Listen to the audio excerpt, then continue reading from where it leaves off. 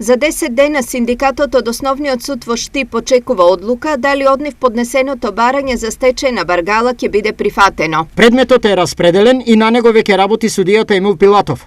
Оптимисти сме дека во законскиот рок тој ќе донесе логично, правно и праведно решение во интерес на работниците од Баргала, на кои им е нанесена голема социјална и човечка неправда. Изјави председателот на синдикатот Дарко Димовски. Во меѓувреме, по различни основи, синдикалниот правен тим заедно со работниците тврдат дека обезбедиле несоборливи аргументи дека основот за отпуштање е незаконит. Она што го слушнавме, но и што од одредени материјали можевме да го видиме, категорично упатува на обична малверзација и обид, компанијата експресно да се ослободи од овие работници. Дополнува Димовски.